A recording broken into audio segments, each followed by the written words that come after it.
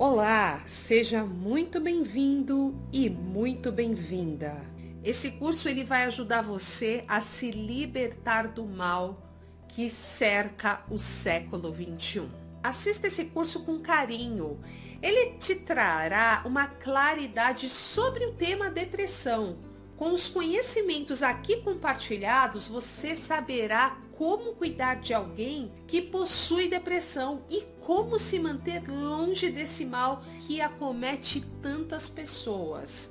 Esse curso traz para você no primeiro capítulo o conceito do que é a depressão e como ela pode acontecer, qual o cenário e condições envolvidas ou os fatores que podem favorecer o seu surgimento, e eu te garanto que não são poucos. Dando continuidade, também aborda os níveis de intensidade e os seus principais sintomas, que podem surgir e se desenvolver em quem está depressivo. Geralmente, os sintomas são variados, mas cada quadro depressivo geralmente tem 5 sintomas que mais podem se destacar. Então, quais são os sintomas mais comuns? Quais os tipos de depressão e suas características? No segundo capítulo, você verá que existem no mínimo 8 tipos de depressões mais recorrentes.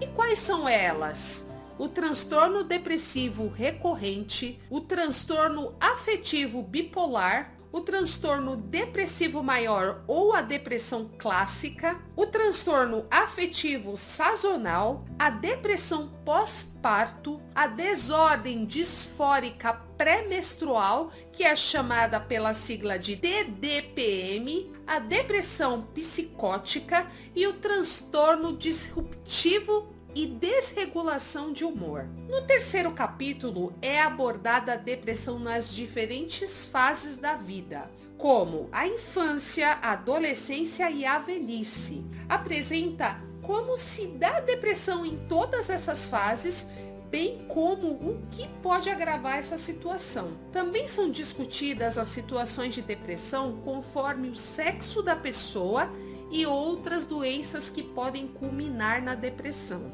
Geralmente, as crianças desenvolvem depressão quando tem uma perda ou um trauma muito grande, como a perda ou separação dos pais, além de relações sem estrutura e carinho. A ocorrência da depressão na fase infantil é a mais difícil de ser diagnosticada e você vai conhecer o porquê mais à frente. Já na adolescência, a depressão pode surgir como uma doença maltratada ou uma recaída. E essa doença pode se dar por conta do uso exagerado de redes sociais, que diminuem a autoestima e promovem a sensação de inutilidade. Também pode surgir como resultado de exposição ao bullying, violência, seja ela sexual, doméstica ou emocional, abandono, e outros possíveis motivos. Já os idosos, por sua vez, adoecem depressivos principalmente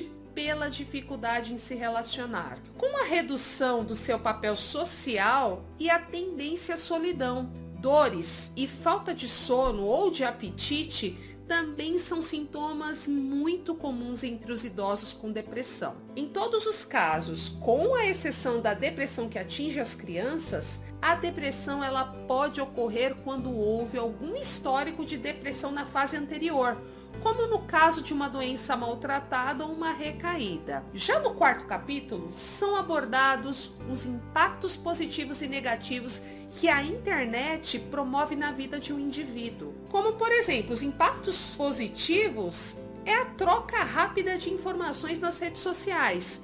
No entanto, como impactos negativos, a propagação da insegurança, a redução da autoestima, do isolamento e do baixo cultivo das relações humanas, ter um contato pessoal, aos fatores que distorcem a realidade, tornando o meio ainda mais contaminado, como as fake news, o cyberbullying e o hoax, que você vai conhecer tudo isso mais à frente. Já o capítulo 5 promove os tipos de tratamentos existentes para a depressão. Pode ser prescrito o tratamento apenas com um terapeuta, quando o caso for mais leve. Quando for mais grave, são adotados fármacos antidepressivos. Casos muito graves empregam ainda outros fármacos em conjunto com o antidepressivo. Recentemente lançaram no mercado um novo tipo de fármaco chamado esquetamina. Entre os principais benefícios estão o ganho de tempo com o efeito rápido que o fármaco proporciona. No entanto, seu custo é muito alto. No capítulo 6 você terá acesso a um teste rápido para indicar se você tem a tendência a adquirir a depressão. No entanto, ressaltamos que esse teste é apenas um indicativo e que não substitui a avaliação realizada por um especialista. Já no capítulo 7, são apresentados todos os fatores de risco que podem culminar numa depressão. Também aborda as orientações para seguir de forma a evitar a depressão, como uma alimentação saudável, atividades físicas, desenvolvimento do hábito da leitura e de hobbies que aumentam na qualidade de vida e auxiliam qualquer pessoa a se ver longe de uma depressão. Por fim, no último capítulo desse curso, são abordadas as recomendações do que dizer e do que evitar dizer quando você se comunicar com alguém que esteja enfrentando uma depressão, seja ele um amigo ou algum familiar. Aproveite esse curso. Ele foi desenvolvido visando te auxiliar no entendimento, no reconhecimento e na busca por um tratamento adequado para a depressão.